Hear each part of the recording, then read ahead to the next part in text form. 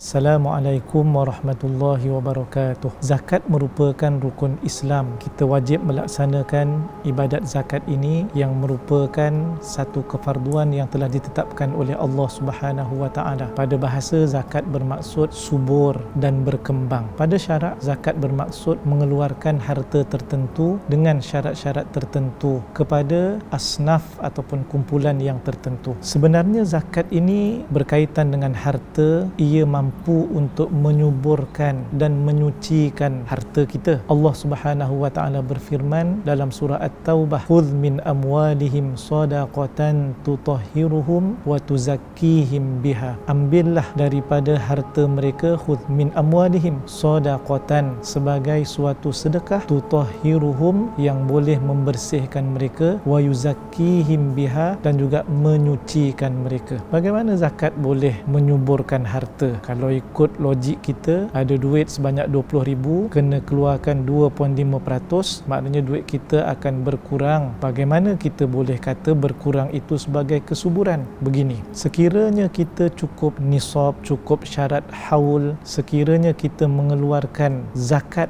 sebahagian daripada harta kita itu, maka orang-orang miskin yang menerima zakat, asnaf yang menerima zakat, mereka akan mendoakan kita, doa kepada Allah Ta'ala supaya disuburkan lagi harta kita. Hati mereka tidak akan dengki kepada orang-orang yang kaya. Dengan makbulnya doa mereka yang dipanjatkan kepada Allah Subhanahu wa taala akan menyebabkan Allah jadikan kita semakin berusaha, Allah jadikan harta kita semakin berkembang, perniagaan menjadi elok, perniagaan menjadi untung, maka ia akan menyuburkan harta kita. Inilah yang dimaksudkan dalam firman Allah Subhanahu wa taala tadi, tutahhiruhum wa tuzakkihim biha. Tuan-tuan dan puan-puan sekalian, daripada harta kita itu sebahagiannya adalah milik orang-orang miskin, milik orang-orang fakir. Maka di dalam Islam cukup indah dan cukup cantik sistem ekonomi. Orang yang kaya tidak akan melupakan orang yang miskin. Apabila orang miskin mendapat nikmat harta daripada zakat yang dikeluarkan oleh orang kaya, mereka sudah tidak ada perasaan dengki, tidak ingin mencuri, tidak ingin merompak harta orang kaya. Maka keadilan sosial akan terjamin, maka manusia akan hidup aman damai, ekonomi menjadi berkembang,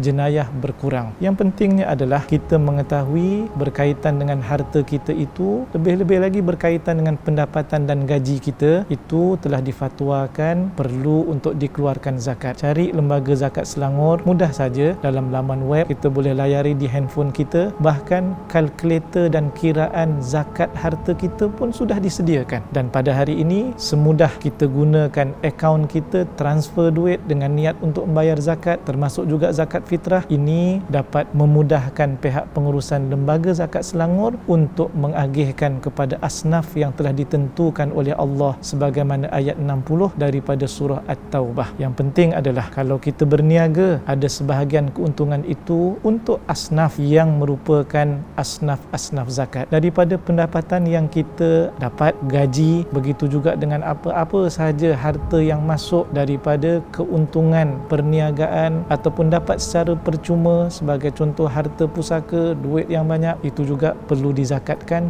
Ingat, zakat kita akan menyuburkan harta kita supaya perniagaannya semakin berkembang, hartanya diberkati oleh Allah Subhanahu wa taala. Pastikan kita membayar zakat, dan pihak yang berautoriti untuk menerima zakat kita dan berperanan untuk mengagihkan dengan saksama, dengan adil dan juga telus adalah di negeri Selangor ini Lembaga Zakat Selangor. Sekian, Assalamualaikum warahmatullahi wabarakatuh.